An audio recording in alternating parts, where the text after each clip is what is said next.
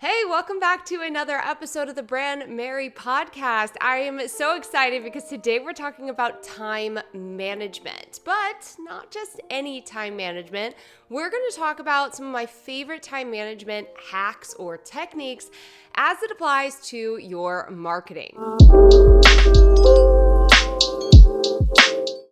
Look, we're all entrepreneurs here, and marketing takes up a lot of our time. I often say that there are two kind of fundamental elements to building a business. One of them is branding, or the foundations of your business, and the other is marketing.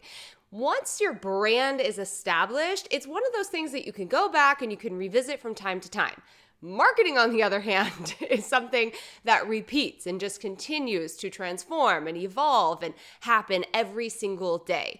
And marketing for us at Brandmerry involves selling as well. So, of course, this is a fundamental part of your business. But how can you ultimately save time when it comes to marketing? That's what I want to support you with today. Now, truth be told, I have a lot of content on optimizing your marketing strategy. That's not really what this episode is about. This is about those tiny little hacks, but we're going to touch on some of those strategies. And if you want to dive further, you can, of course, tune into other episodes on the Brandmerry podcast or check out materials on the Brandmerry blog or on our YouTube channel. So let's get into the very first tip that I have for you, and that is all about your systems and your processes. Look, your systems will enable you to show up in your business. If you do not have a strong system or workflows, then it makes it really hard to be consistent. And consistent doesn't necessarily mean constant. Like, let's be clear on that. I'm pretty sure I heard that in a recent Nike running app. So shout out to Nike for that. But consistent doesn't mean constant. So I'm not saying that this is something that you do every single day in your business, that you have to show up on social media every single day, but whatever that structure looks like for you, you want to be consistent with that process. So if you determine that you are going to blog once a week, then you need to blog once a week. If you decide you're going to release a podcast once a week or a video, then being consistent with that is important. Now, the way that you're going to support yourself in doing that isn't just declaring that this is what you're doing, it's making sure that you have a system that backs that up. So how do you come up with your blog content ideas? How often are you posting them? When are you posting them? Are you scheduling them? What is the workflow for actually coming up with the content for the blog post? When will you be writing it? When will you design your graphics and put it on your website? All of these pieces should be organized inside of a workflow. Now, you can get super crazy fancy with it. You can do that with pretty much any of your standard operating procedures, but we like to keep it really simple here. Just a checklist is totally fine. So think about listing out all of the different activities that are needed in order to get your content out into the world. And then you have that checklist to kind of default back to every single week. It makes it a really rinse and repeat system because you don't realize how much time and energy really goes into just like taking action on the steps, like, okay, well, I did this, now I need to do this, but what comes next? And then making sure you don't forget anything. Having all of that laid out for you can be incredibly powerful. And then bonus points, if you can add that workflow to a task management software. We love ClickUp at Brandmerry. I do not know how I could go my day to day without ClickUp, honestly. But whatever you choose is totally cool. There's Asana, Trello, Monday.com, a lot of different options. Again, I'm a big fan of ClickUp. So we just have that workflow in ClickUp, and anytime we have a new content, topic that I'm going to ultimately schedule, I just apply that workflow and then bam, I don't have to think about it. And it just helps so much. I mean, I literally did it this morning. I applied the template. And it just makes life a lot easier. So please remember that your wishful thinking is amazing that you want to show up and blog once a week. But if you don't have the system to back it up, it's going to actually take a lot more time than you intended to take. So one of the things that I noticed is when I started implementing these workflows, not just in my marketing, but also in anytime I'm creating a new funnel or we're creating a new masterclass or even our launch strategy is a full workflow. it saves us so much time in the preliminary stages of preparing for that event. So the more that you can harness these workflows, these rinse and repeat systems, the more time you will ultimately save in your business. Stop recreating the wheel every freaking time. All right. Okay. The second thing I want to talk about kind of piggybacks off of the workflow, and that's really focusing on extending the life of your content. Now, obviously, marketing as a whole isn't just about content creation, but I always say that like at the center of a great marketing strategy is a strong content strategy, because so much of marketing is getting your brand in front of new people and nurturing that relationship and ultimately asking for the sale. And a great way to do that is through content creation. So one of the things that I always recommend my clients do when they're looking at optimizing their strategy and saving time is repurposing their content.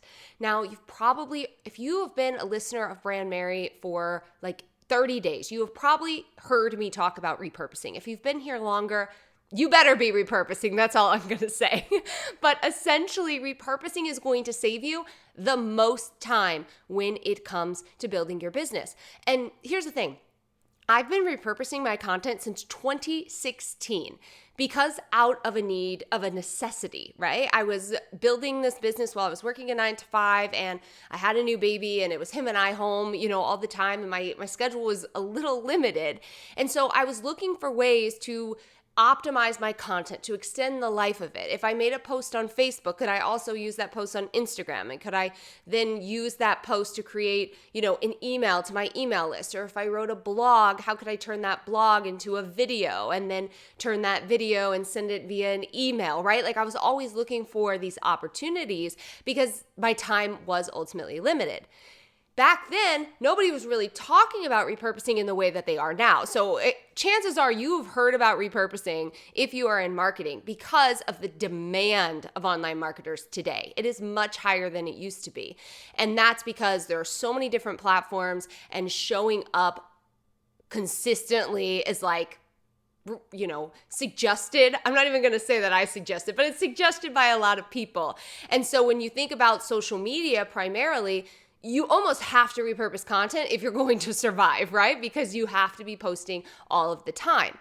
But repurposing isn't just about taking a video and splicing it up, although that is a piece of the puzzle. Repurposing is like what I'm doing right now. It's about thinking of a topic, a piece of content, and how can I distribute it to multiple platforms, and specifically platforms that are going to keep performing for me for years to come. So an example of what's happening right now is my podcast, the Brandmerry podcast, has been happening for 2 years now. And for 2 years, I've been creating audio content. Now, that audio content also gets added to my blog, where we embed the audio and we provide show notes, because then that helps me show up on Google. Many of my podcasts now rank on Google for specific SEO keywords. But then, of course, I have the podcast for my audio listeners who might discover me through a platform. Then we're also sending this podcast to my email subscribers so that they know a new episode is out, to encourage them to tune into the podcast. And now we've added the component of video, because I've been wanting to do more video, but again, the idea of doing a separate video, it just didn't really excite me. So we looked at a way to take the podcast content, turn it to a video. Welcome back to YouTube. So that is an example. Now, of course, we can take it further. We can splice up this video, which we will do, and put it out on social media, YouTube Shorts, Pinterest Idea Pens. That's repurposing, my friend. It's about working smarter, not harder. You're already taking the time and energy to create a piece of content. And if you're doing it correctly, it's high value content, which means there's more opportunity to actually kind of cherry pick it apart, distribute it on multiple platforms, or look at layering your content like this: blog, podcast, YouTube video from one single recording. So when you can repurpose, you're not only saving yourself a lot of time, but you're also extending the life of your content, which means that your content will continuously perform for you for months and years to come. So if you're not already doing this, please think of your current content strategy and just choose one other platform that you can distribute that content out on. If you're already showing up on Instagram, and you're creating videos on Instagram, can you put those videos on TikTok or YouTube Shorts or Pinterest Idea Pins? If you're already creating YouTube videos, can you splice those videos up and create content for social media? If you're already creating a YouTube video, can you take the audio and turn it into a podcast? Can you transcribe the video and turn it into a blog? Start thinking about ways to support you because you're already taking the time and energy to create it. Let's make sure more people see it. All right. So the third tip is a next level to this. And it's like the only way that you are really going to not be completely drained with your marketing is to bulk create. Now, I know you've heard me talk about this before, but I really need to stress the importance of bulk creation. There is something that happens when we are focused in on one task. And we're going to talk a little bit about multitasking in a minute. But when we can focus in on one task and repeat that task for, let's say, an hour, maybe it's even 3 hours, anything like that, you are going to find that you're actually completing more in that set amount of time than if you're ping-ponging back and forth. Give you an example, and I'm sure this hits home for a lot of you. You decide you're going to write a blog post. So you sit down, you think about what topics you're going to write for your blog post, then you sit down to write your blog post. You probably experience a little bit of writer's block. You're sitting there staring at your computer. You finally get a groove going. Then you're like, okay, you're kind of editing and writing all at the same time. Suddenly this blog post has taken freaking 2 hours. Now you're like, okay, now I got to create my graphics and I got to research my SEO. Now our blog post is at like a 4-hour, point. Now we got to put it on our blog. Suddenly that one blog post is taking 5 freaking hours of your time because you weren't laser focused in on each of those steps of your workflow in different chunks. So what I do here at Brandmerry is I bulk create based on my workflow. So my workflow has multiple parts depending on what platform I'm showing up on. But let's say we'll use blogging as an example. Step 1 is to generate content ideas. So I'm not just creating one content idea a week. I'm mapping out 90 days of content at one time. And this is something I teach inside of the content planning blueprint that we provide here at Brandmerry. So I'm coming up with 90 days of content at one time. Then, bam, done. Moving on with my life, okay? I might circle back on my bulk creation day, and now I am going to start writing 3 weeks worth. So for 3 hours, I'm going to sit down and try and write 3 blog posts. I'm not editing. I'm not fine-tuning it. I'm just writing. I'm getting the template in place, I'm getting the structure there, that's it. Then I might circle back and I might edit all those podcasts together, have another chunk of time where I create all my graphics for the month, and then ultimately schedule everything at once. So I'm breaking it up by task, and I'm doing as much as I can in that allotted time as possible.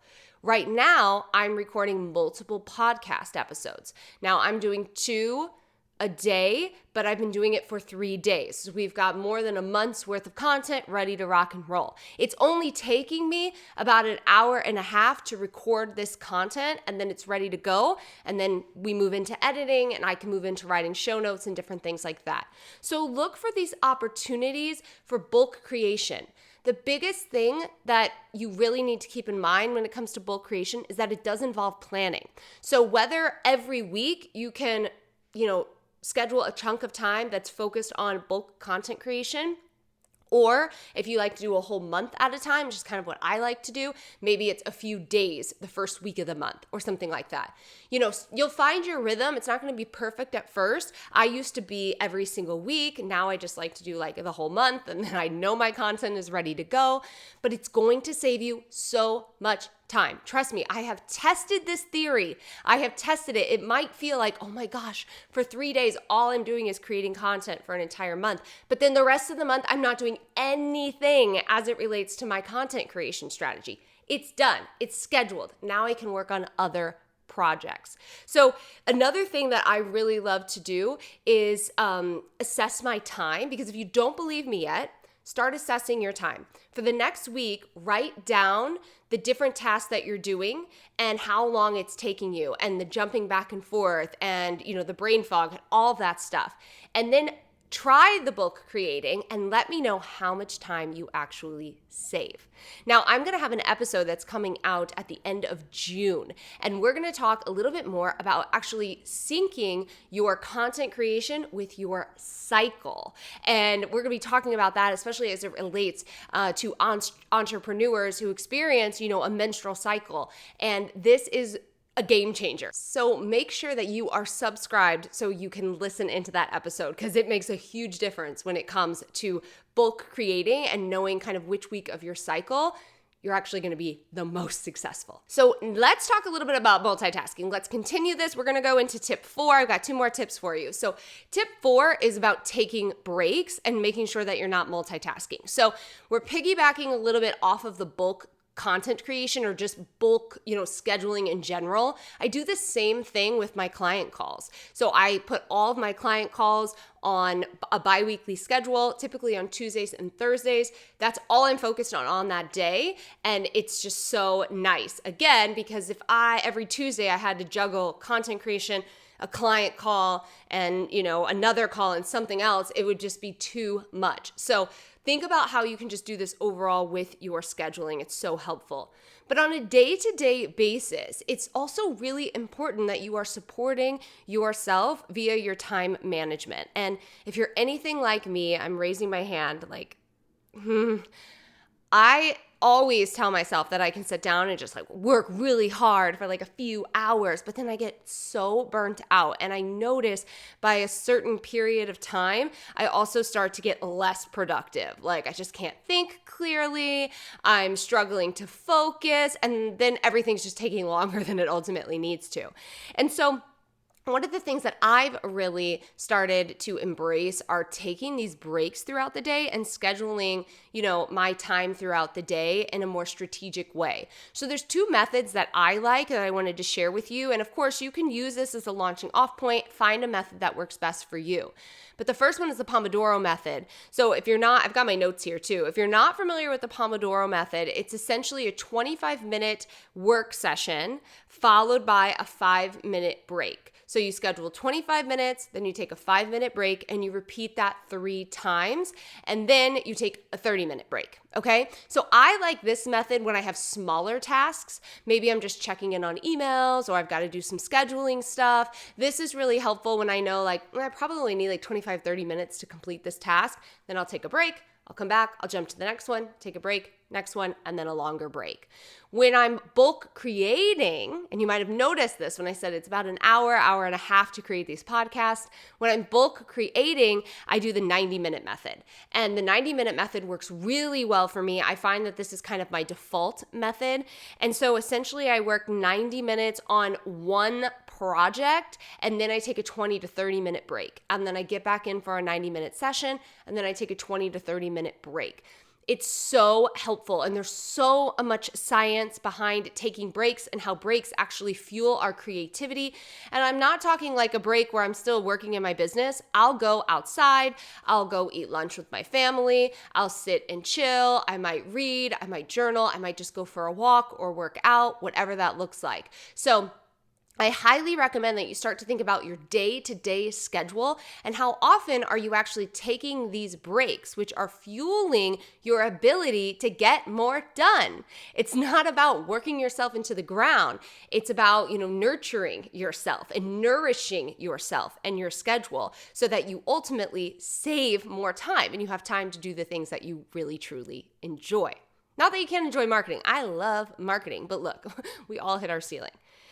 And the last tip that I have for you is focusing on the ROI with your marketing. This is hands down a huge time management hack that not a lot of people are talking about. It's one thing to pump out a bunch of content. It's one thing to repurpose and be everywhere, but you really want to start looking at the ROI of your efforts. And this is something that might take a little while. And I will say that the foundation of really understanding your ROI comes from consistency. If you are not consistently showing up, you're not going to have the data that you need to ultimately make this decision. But when you do have that data and you can look at the analytics, you can start to see which platforms, which methods of your marketing are ultimately driving the best results for your business. Now, I talk a little bit more about this in episode 57, where I talk about choosing a focus as an entrepreneur. You can definitely tune in to that episode where I share more of my experience.